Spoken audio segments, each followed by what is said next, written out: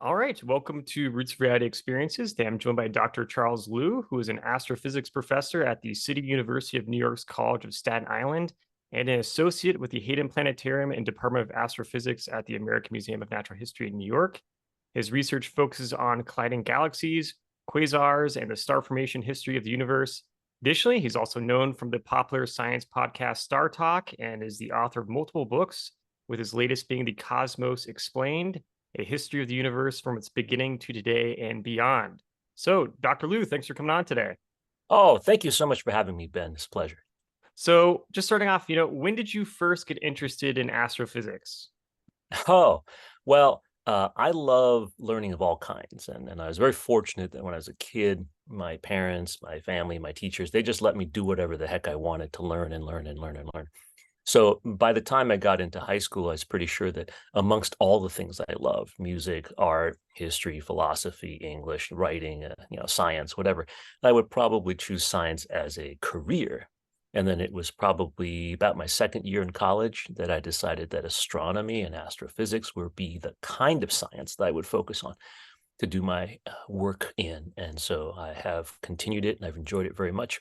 But at the same time, I'm very fortunate that I know that amongst all the things that I enjoy, astronomy is still just a key piece of it, right? Never stop learning, never stop enjoying, never stop thinking about stuff, including history, which is super cool.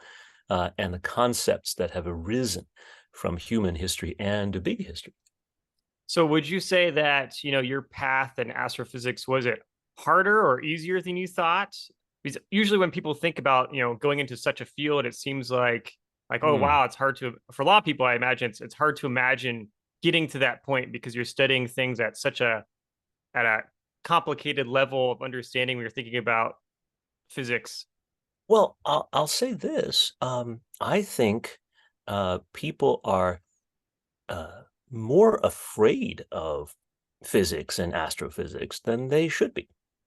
Reality is what physics is. It's just a description using mathematical and experimental methods of what the world and the universe is around us, right? That technically isn't that hard, but somehow through our educational system, through popular culture, through history, and so forth, we have somehow convinced ourselves as a society that physics is hard, that astrophysics is harder.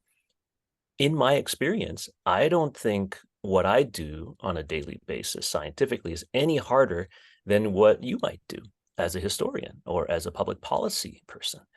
It's just a different thing.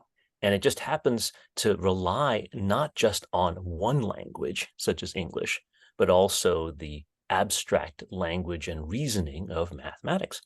And putting it all together is hard in some ways, but no harder in other ways than just about any other pursuit. So I hope that people gather from our conversation and from other life experiences that, you know what, it's not that hard. It's just a thing that we do. And I just happen to like it so much that I'm willing to spend a little extra time on it, right? I'm not a magical mathematician or calculator, or, by any means. It just so happens that I spend a lot of time on it because I really enjoy it and I'm willing to learn. And it's okay. I'm not that good at it, but I've worked hard enough that I'm conversant in the skills and so forth. And it's really a fun thing to do. Everyone likes the sky. Everyone wonders about what's out there and how do things work around us, right? And being able to talk about those things and to study them and to think about them for a living is a real fun privilege and honor. I really enjoy it.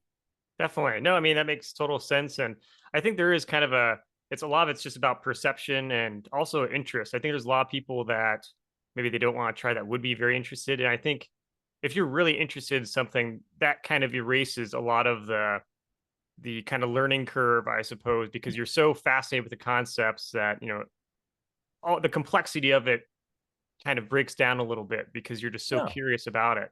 That's Um, right. I mean, I often tell my students who are a little worried when they come into the class or something like that, well, I'm not a very good mathematician. I said, that's okay. I can't speak Russian, you know, I can't speak Swahili. sure. Uh, but there are 4-year-olds that speak really good Russian and Swahili, right? So if I get off the airplane in St. Petersburg or somewhere in Africa or something, and their languages are what I don't understand, I would seem and feel maybe like I'm dumber than a 4-year old, right? But I'm not. I just happen to not have the lingo or the habit of mind, the practice, years and years of thinking about things using these tools and techniques. Over time, if I spend many years in places like St. Petersburg or in Africa, then maybe my Swahili or my Russian or whatever could get good enough. And then I would really be able to enjoy, I don't know, um, drama or humor or literature in those languages. Wouldn't that be fun? I Definitely, want definitely. everyone, yeah, I want everyone to feel that way, so I don't put pressure on myself to have to like get every single Russian word that I ever hear and speak correct, right? Well, you shouldn't feel that way about physics either. But if you get to think cool thoughts about the universe and how things work and how things don't work and how we can figure out the difference between the two, hey, go for it. Yeah, no, that makes sense. That's definitely the right way of going about it. One of the things I think is also really interesting about being in astrophysics, being an astrophysicist and studying this stuff on day to day, is Mm-hmm. that it does give you a different kind of perspective because you're looking at things in in a way that is not how an everyday person may look at the things of life and the philosophical questions we naturally have due to our human curiosity. That's something that I've always found really interesting from just studying astrophysics through a big history lens Mm-hmm. and looking at cosmology of the universe. So when it comes to philosophical questions like free will, how would you describe that connection between astrophysics and just philosophy in general and free will, etc.? This is a great point. I think it's best to sort of start in the uh, what we might consider the modern underpinnings of science, right? Originally, what we know today as science was known as natural philosophy, a branch of philosophy, uh, which would include deep thoughts and ideas of things like free will and determinism and things like that. Right. Now, what happened was around 1600, 1700 or something like that, thereabouts, right? People started to notice that there were differences between, say, how uh, a tree grows and how beautiful that tree is, right?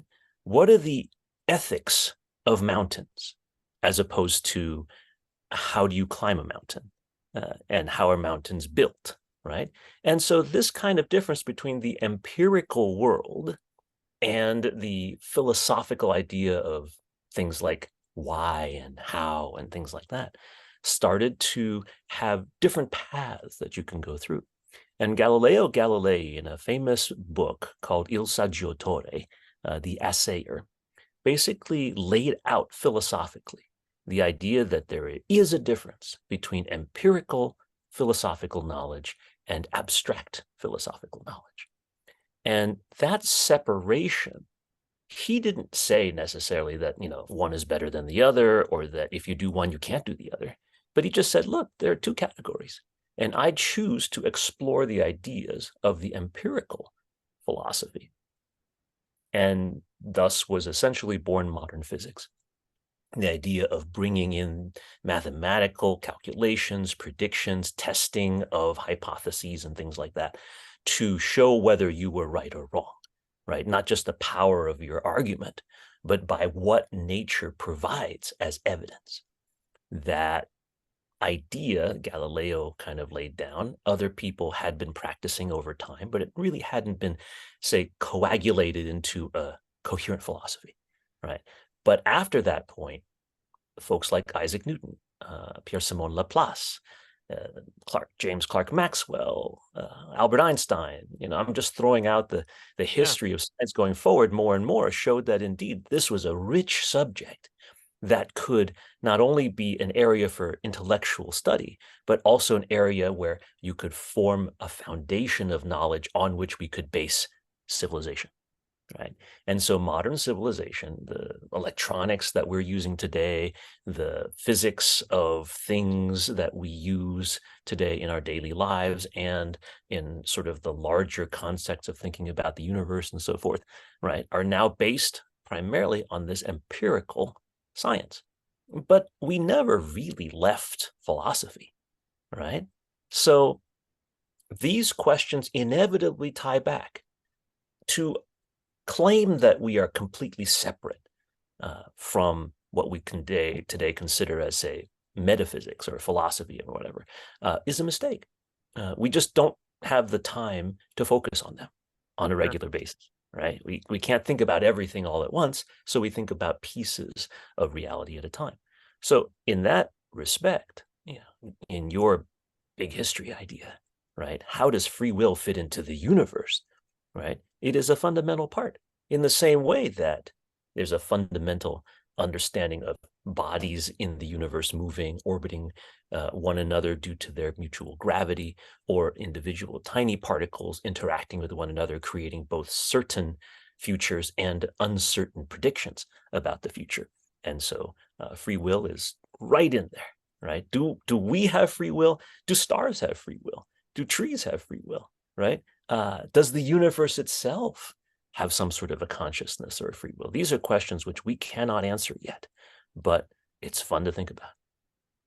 So, what is then the free will debate amongst scientists that goes on? Mm. Because I think, the general public hears kind of off and on different scientists kind of taking sides on on the issue of free will, which, Yep. I guess in a kind of a funny way doesn't really impact people all that much. Hmm. So, some Hmm. people either tune it out, other people are really interested in this. Right. But it is kind of this natural question that people have been asking for obviously thousands of years at this point. Most. So what's going on today then when it comes to this concept? All right. Uh, let me frame it from my point of view, which is that of a scientist and of a thinker, philosopher to some extent, but not actually doing scholarship on this part of Sure. philosophy. Okay, understand that I don't have a um, professional dog in this fight, shall we Right. say? Yes. Right. Which Now, may be a good thing. which is fine. Yeah, well, Yeah. you want me to present both sides as Yeah. evenly as Exactly. possible. That's sort of the way. I myself have a personal preference of what I think is likely to be true, or is indicated by the evidence, but by no means am I like some sort of authority to which that your audience or you or even I must listen to with great deference or something like that. Okay, so keep that in mind as I talk. Okay, the story goes kind of like this: the more science develops, the more we see underlying causes and reasons for things happening, right? What used to be considered like that had to have been some sort of supernatural thing, some sort of divine intervention or whatnot, right? Or fairies or ghosts or something like that, have more and more yielded to a natural physical explanation, right? And so the more we look, the deeper we look, the more we see that there are reasons why this happened. Why does the sun shine?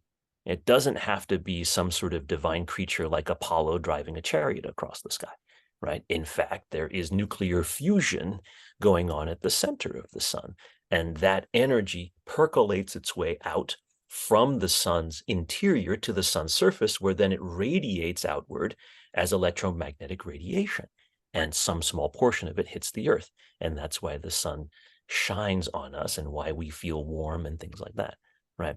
So the deeper and deeper we look, the more and more we see that there are natural causes for the effects that we observe around us.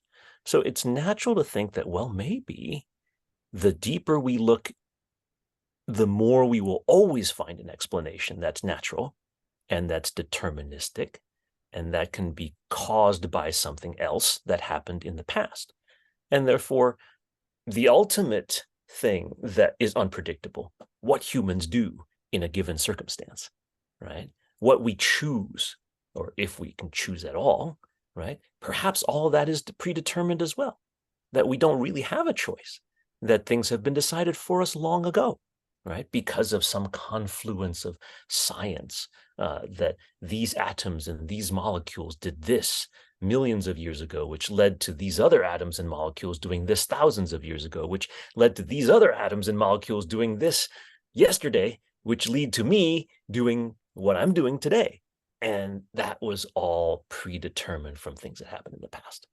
That's a very tempting extrapolation of what we think have caused the things that we do or choose to do or see, right? That's sort of that underpinning, which makes sense to some extent.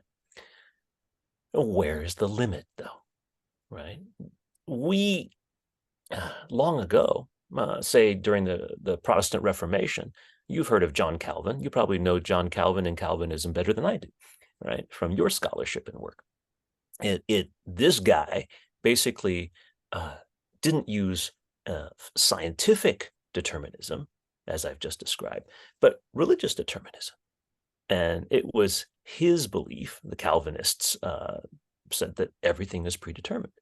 And so you don't really have a choice in things.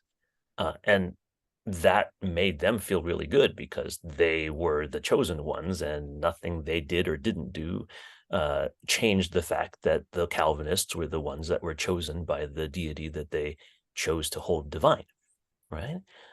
But they were a minority. Not a lot of people became Calvinists, right? The majority of Christian believers decided, no, actually, you do have the free will to do things, right or wrong. You have to choose. And if you choose the wrong thing, then you suffer punishment for it. And if you choose the right thing, then you will receive reward for it. And a lot of modern Christianity is based on that, right? So the idea of you have the right to choose whether you are going to behave in a holy way or an unholy way. Am I so Yeah. far so good on this? Yeah. Oh, Yeah. Keep going. so okay, so then now you have a circumstance where people say, well, wait, maybe the scientific understanding of how atoms and molecules work and how physics and chemistry work, right, have basically shown that what we thought was free will was in fact predetermined. Maybe John Calvin was right at the most fundamental scientific level, right? Remember, what we said is that science and religion, the faith-based part or the philosophical-based part of reasoning, right, and the empirical part of reasoning, what we might call evidence-based science today, right, separated. And so one doesn't necessarily suppress the other, or one doesn't necessarily supersede the other, right? They coexist, and maybe they will never be able to completely supplant one for the other. There will always be this sort of parallel construction. When Galileo wrote about this in the past, he never said, well, science is better, right? Or science is superior. And so you wind up with this dichotomy, which human societies or despotic elements thereof, right, are only too happy to exploit one way or another, and sort of take portions, cherry pick parts that they like and don't like about one kind of philosophy or another, and then present that as the truth, and then sort of use that to try to suppress or repress or control other people and societies as a whole, right? Whether you are the so-called godless communists of the 20th century, or whether you are the evangelical folks of that same period of time, or you're always going to find some way or another to control your society a little bit. What we're talking about right now, the kind of science and scientific philosophical idea of free will, changes all of that, right? It liberates us all from those kinds of constructs of what is so and what is not so, but determines instead, well, what do we see and how do we behave as a result of it? And is that behavior predetermined, or is it probabilistic? Is it something that could happen or might not happen? And if one out of several different possibilities winds up occurring, was that predetermined, or was that an act of an agent that could make a choice? It's a pretty fun question to think about, isn't it? Yeah, no, definitely. I mean, it's one of the questions that I think probably keep people up at night sometimes. There's probably people all around the world that, for centuries, there've been people that are, contemplating this issue, which is so fun because we're still contemplating it today, which I think Hmm. also kind of underlines the common humanity of people throughout history. Um, Yeah.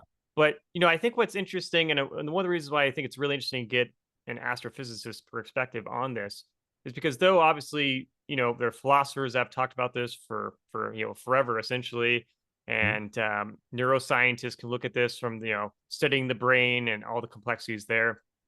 But when I'm thinking about historically, if you Mhm. take the trail of existence far enough, you're going back to the origins of the universe. And I think Yeah. that's where this story begins when it comes to talking about whether we have free will or not.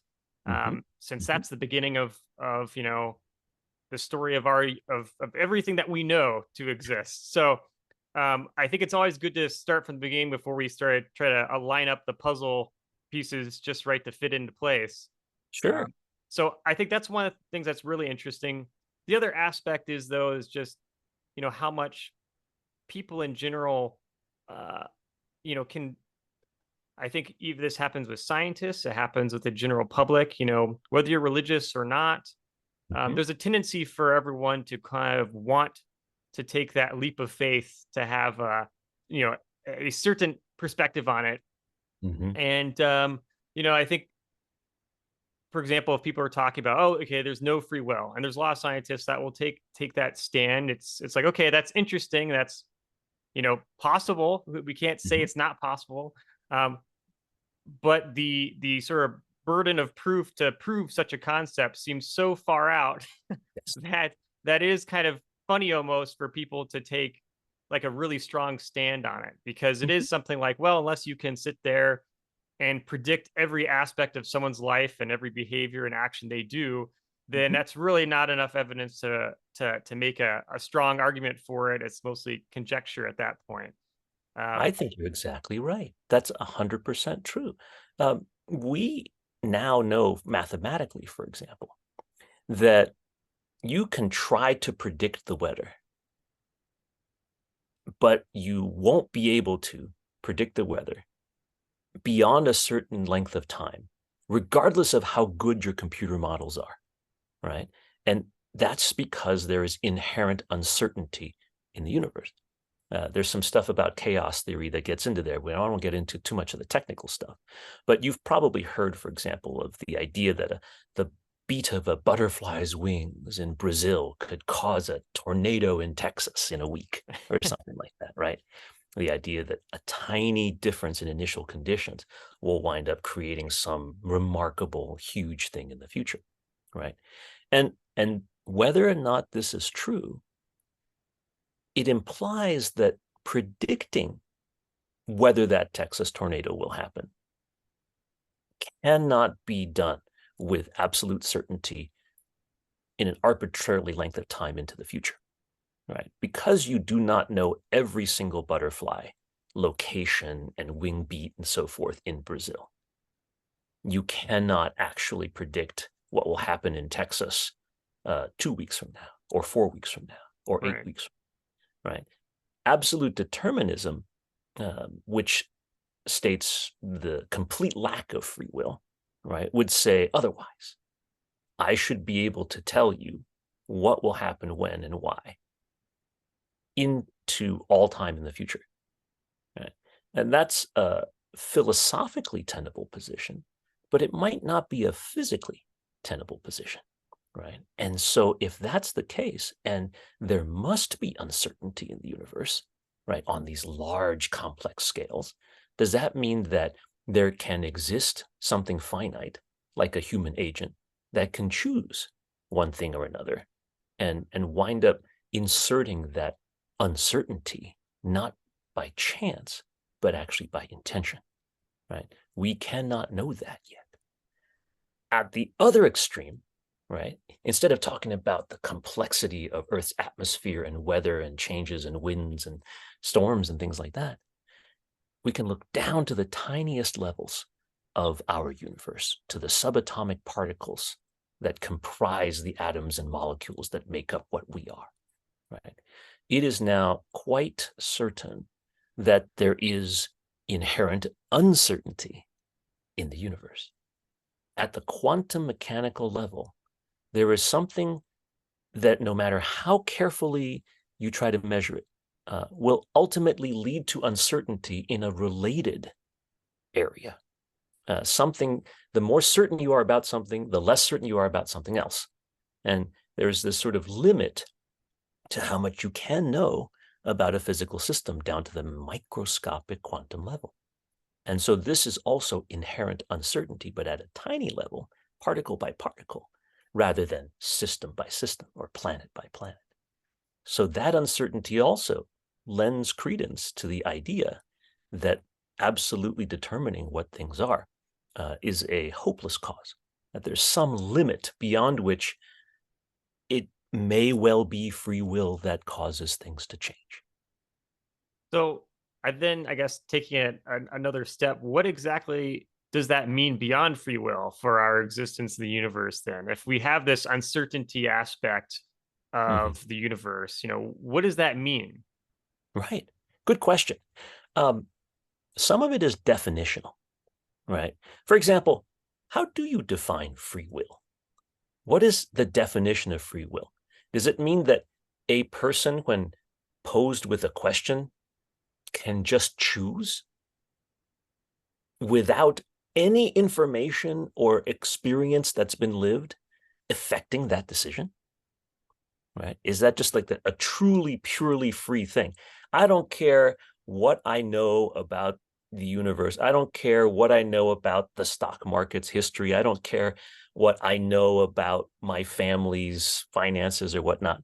I will still choose completely on my own whether or not to buy that stock or not buy that stock. Right. Right? That, does that ever happen? Yeah. I Oh, don't think right. so. Yeah. I don't think so.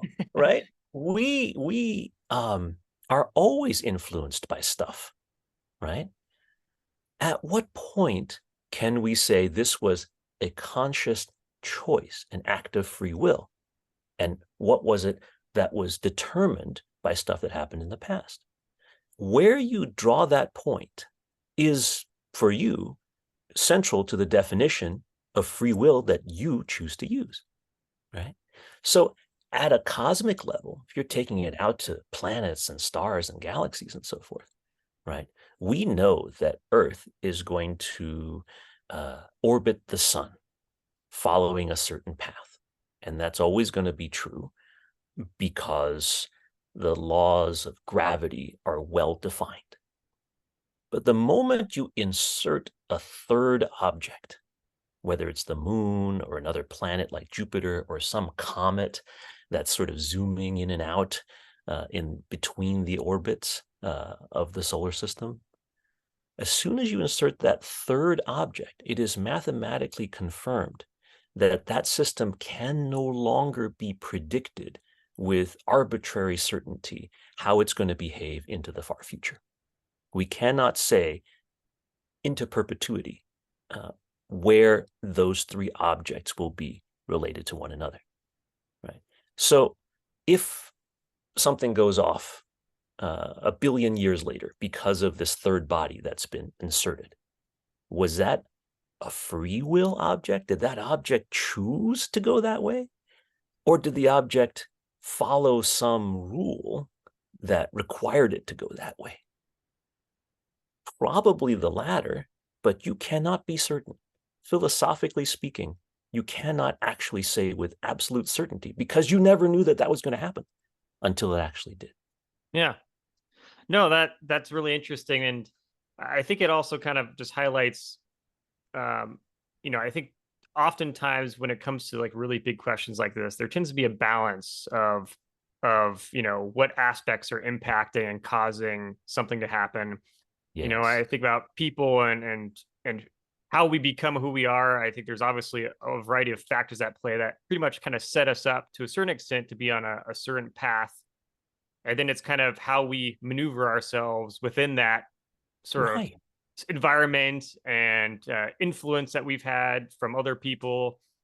And so trying to gauge all those different aspects and kind of seeing where they go. And I think that's also why it's so interesting when you're thinking about history and you think about like one's family history and their ancestry, all the decisions that were made generation after generation for thousands of years, hundreds of Right. thousands of years by people that we descend from, and Yeah. how that slight influence, whether genetic or because of a choice they made, which then for generations impacted, the socioeconomic aspect of your life today.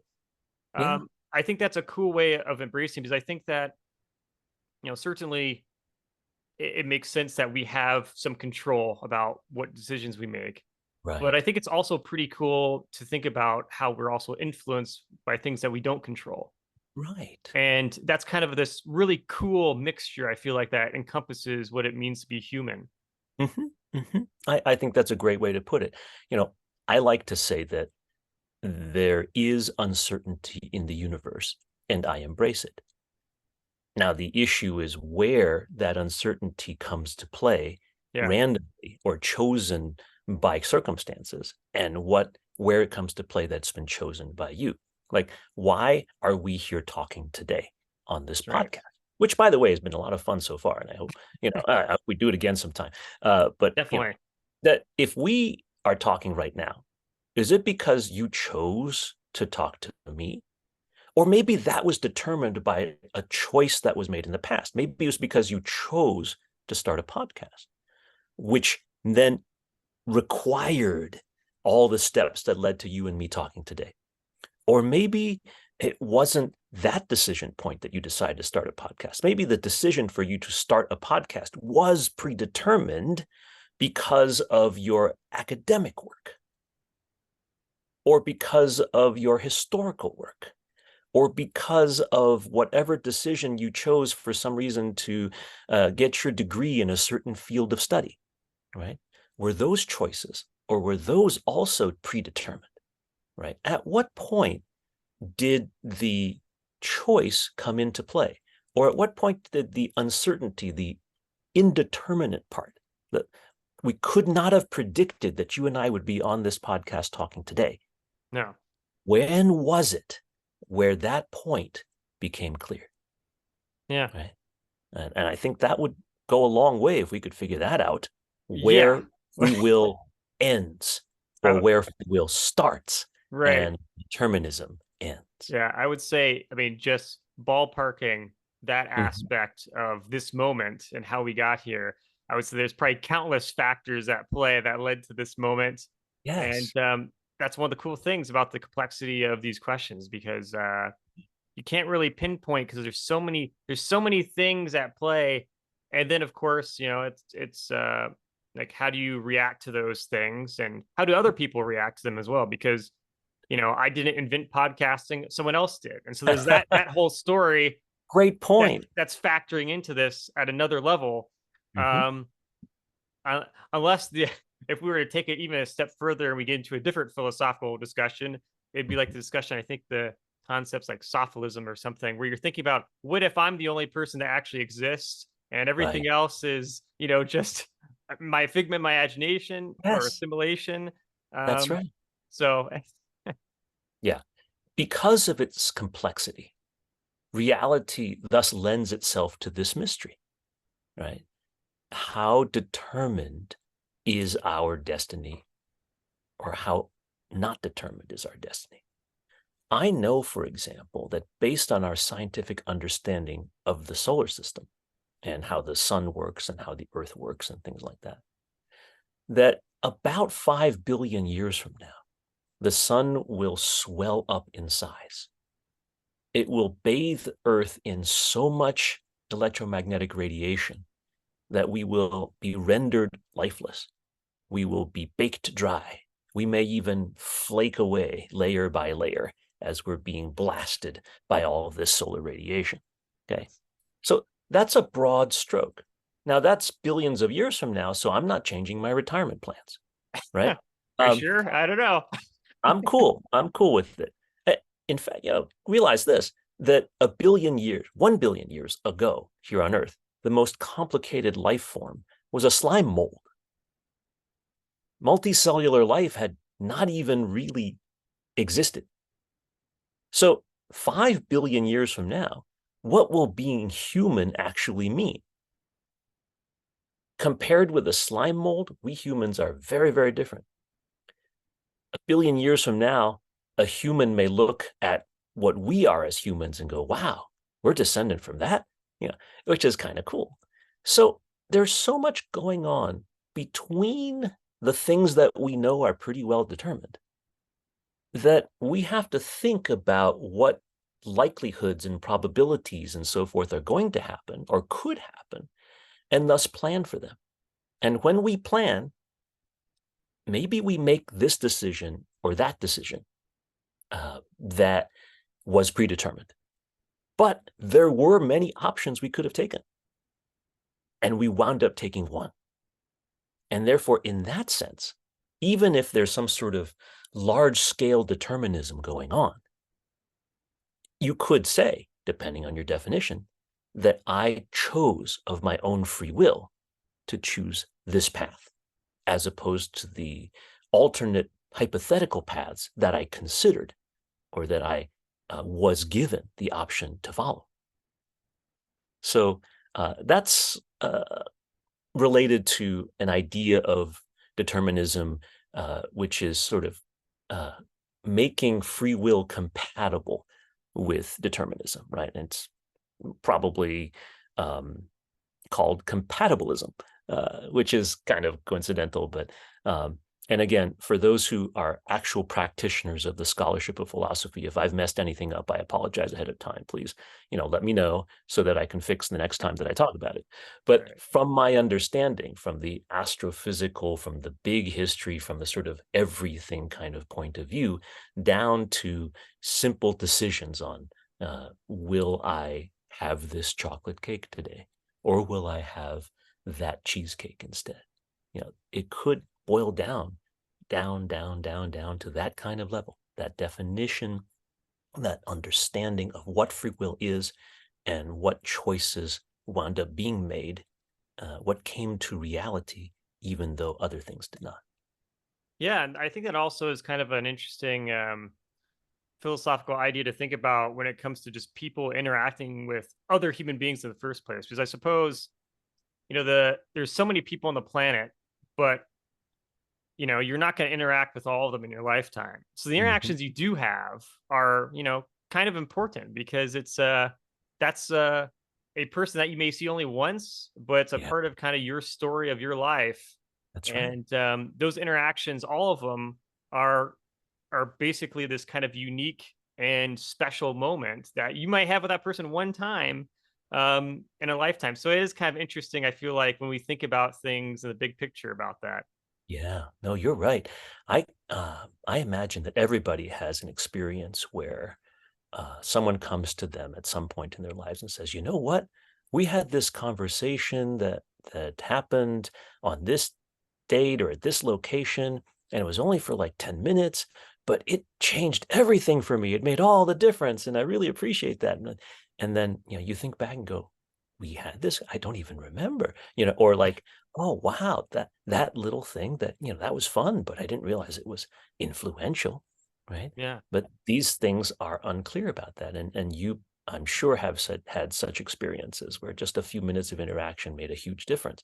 So everything we do and we choose to do, or, are predetermined to do, has an influence on everything else, right? There's even another twist on free will, which comes out from quantum physics. And that has to do with the probabilistic nature of reality at the quantum level. Okay. Have you heard of the many worlds interpretation of quantum mechanics? I don't think so. Okay. Fill me in. Uh, Well, there are roughly two general schools of thought about quantum physics. Um, the uncertainty of quantum physics, the states being what they call superposed until the wave function collapses, or just these are technical terms that just Sure. basically say that we don't have absolute knowledge of things that will happen until they actually happen.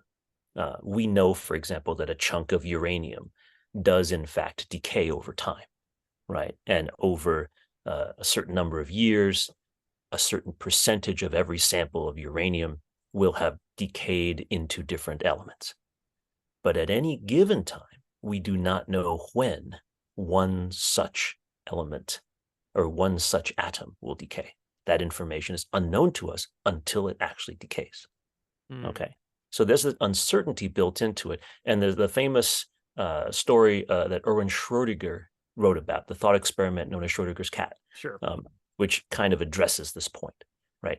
So how do you resolve that uncertainty? Because scientists are very unhappy with uncertainty if they can help it, right? Sure. And so one idea is that there is one reality and that everything is suspended in non-existence or uncertain environment until the wave function collapses. It presents itself in our reality. Okay.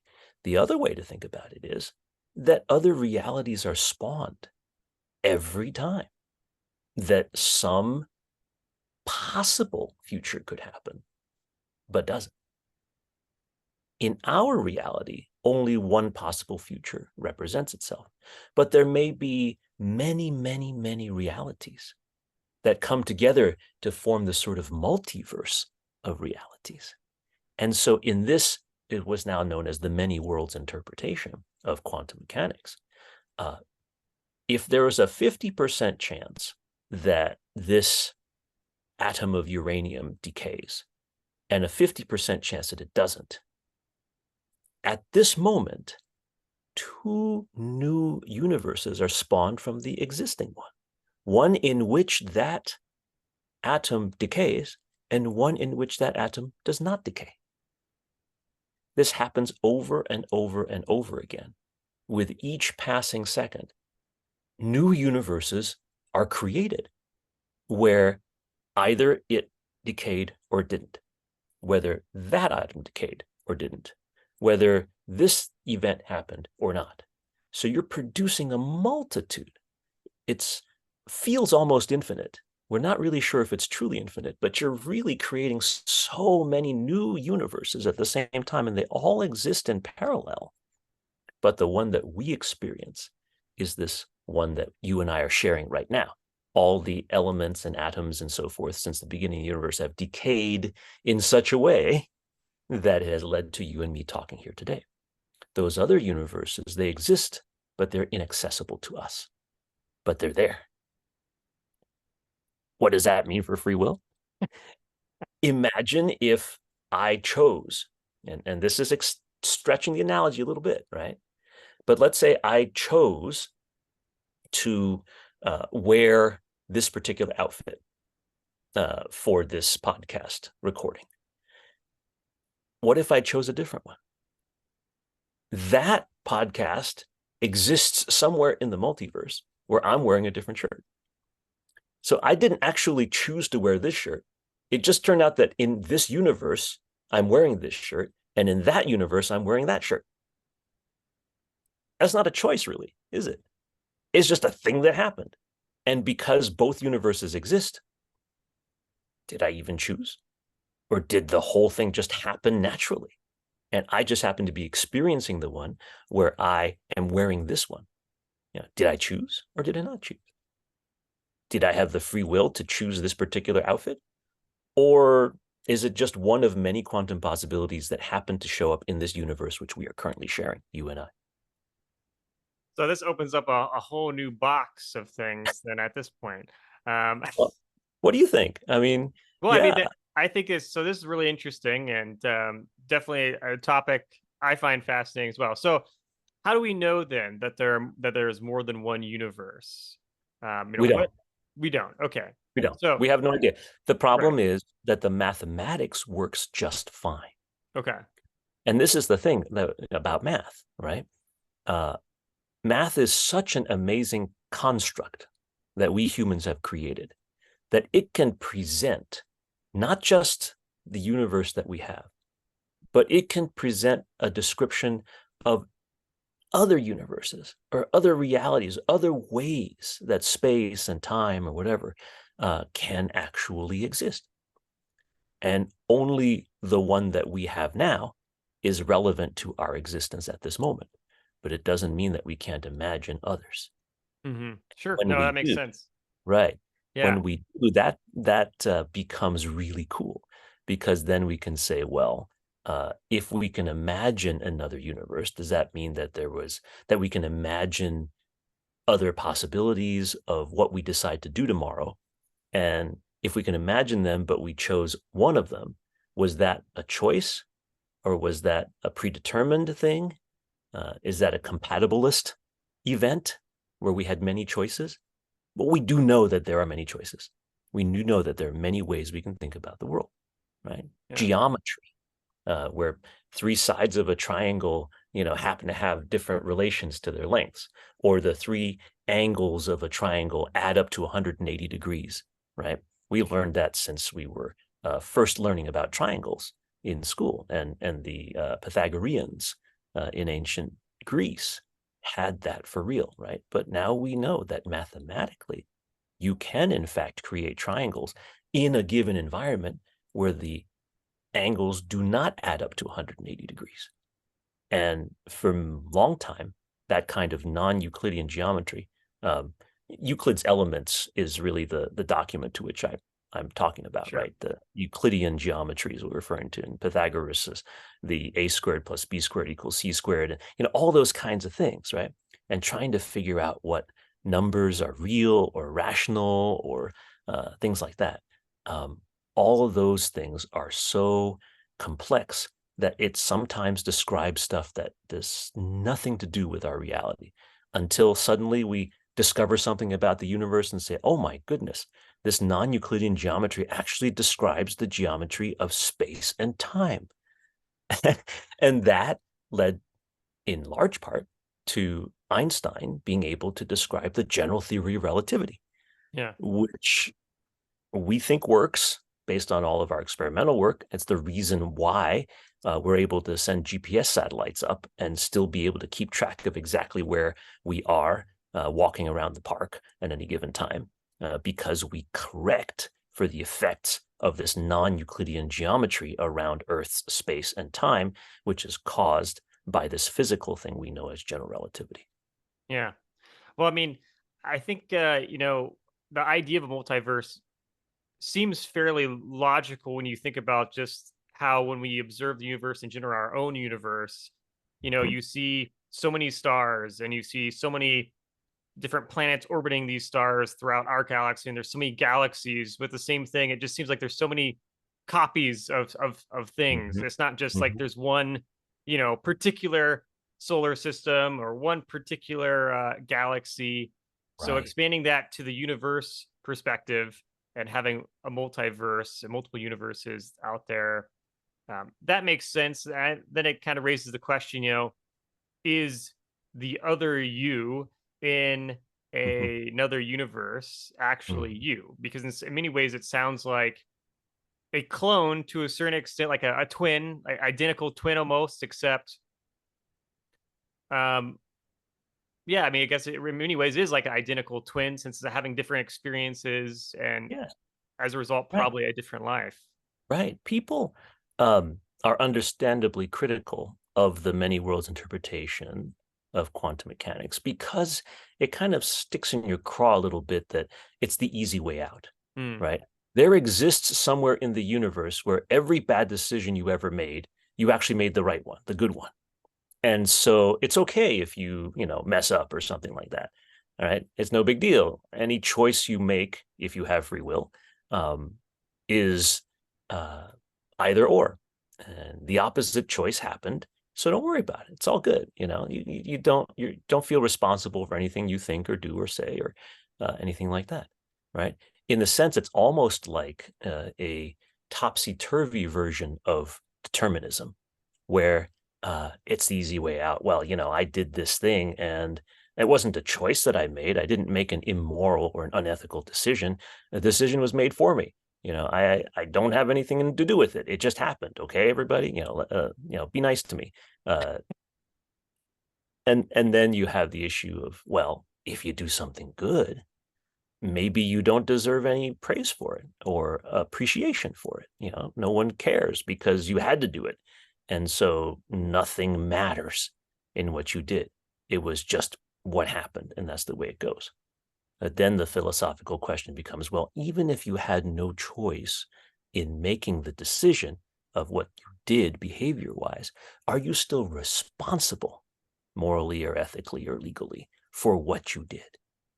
Right? Should you still be held accountable and dealt with appropriately based on the rules that you interact with the rest of your society because of what you did, regardless of whether or not you chose to do it? Right. Wow.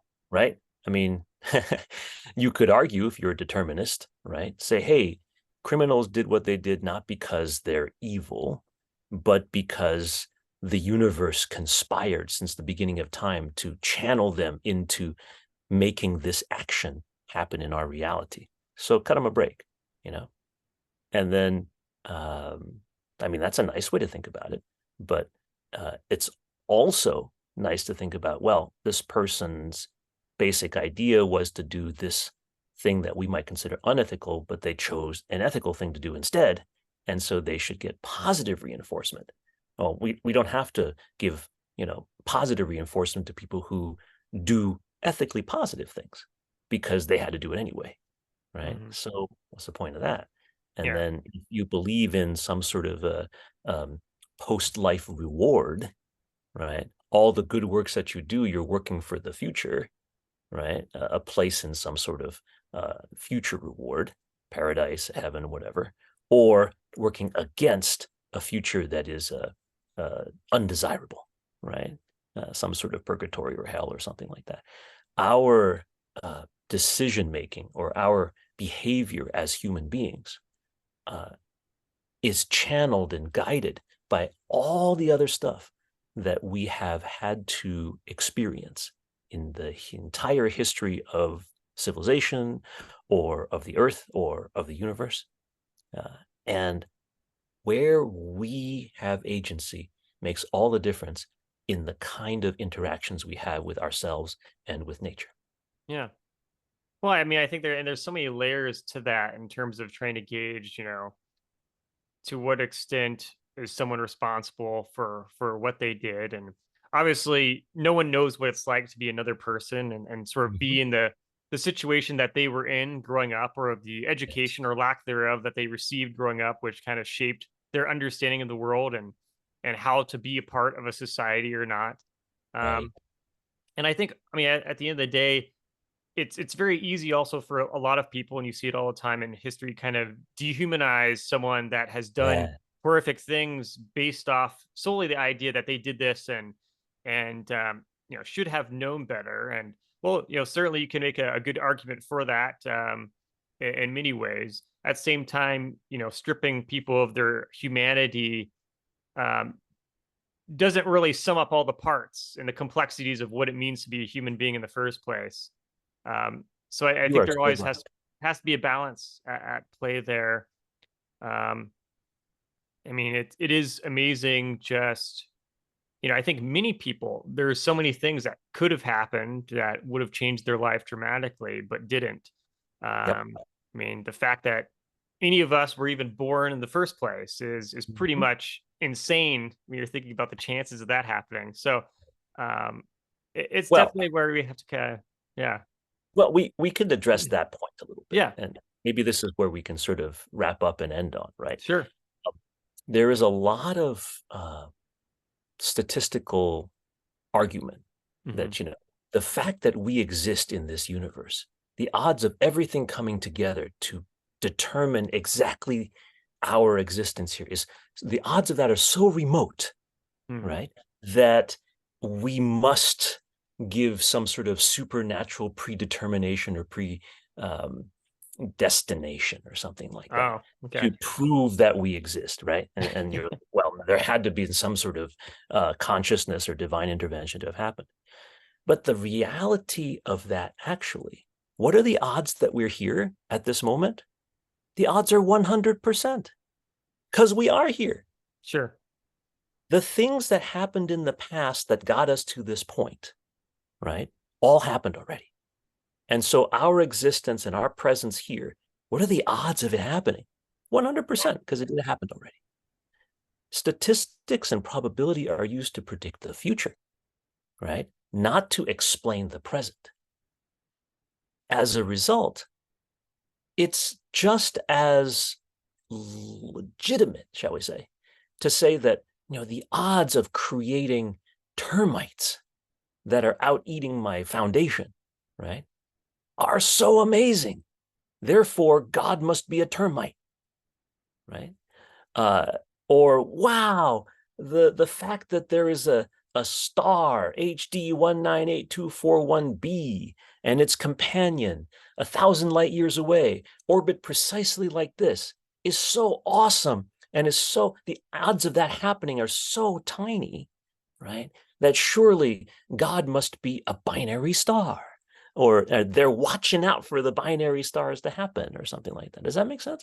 It's unnecessary to invoke non-natural causes or some predetermined or predestined present, because it has happened. Every single thing that's happened in the universe had a chance of happening and a chance of not happening, and it happened. And that's where we are now. So you and I, for example, are as ordinary and as amazing, I guess, as every star in the sky, or as base or lowly, or as awesome as every termite in the woods. Yeah.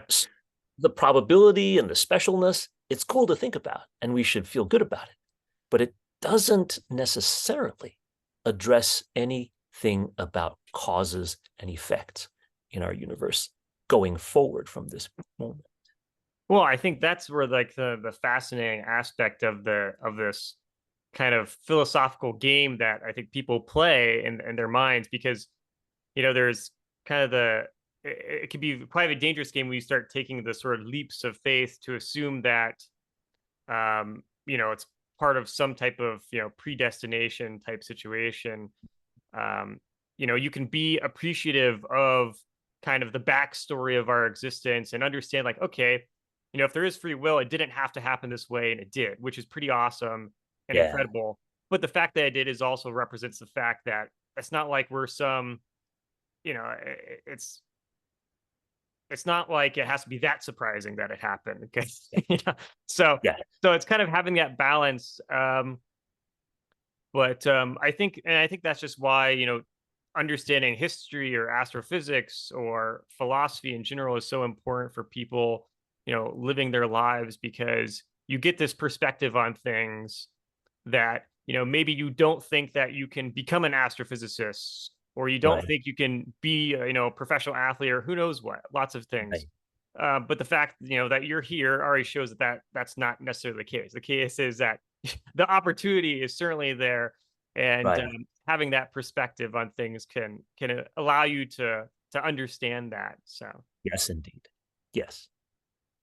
but perfect. Well, what is the best way then for people to follow your work, and Oh, what are you currently working on? oh well.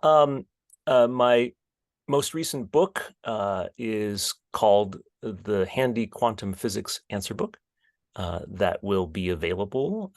That sort of, again, from an astrophysicist point of view, talk about some of these cool questions about quantum physics, which is at the same time both ordinary and amazing. So that's something that I'm really happy with, and that will show up at some point in the near future. Awesome. Uh, and I can always be followed on the Luniverse channel, Theliuniverse. Yes, it's a silly name. I didn't come up with it, but I own it. It's okay. It's fun. Somebody else came up with it, and It was in my family, and I was like, no, that seems kind of self-serving to call it that.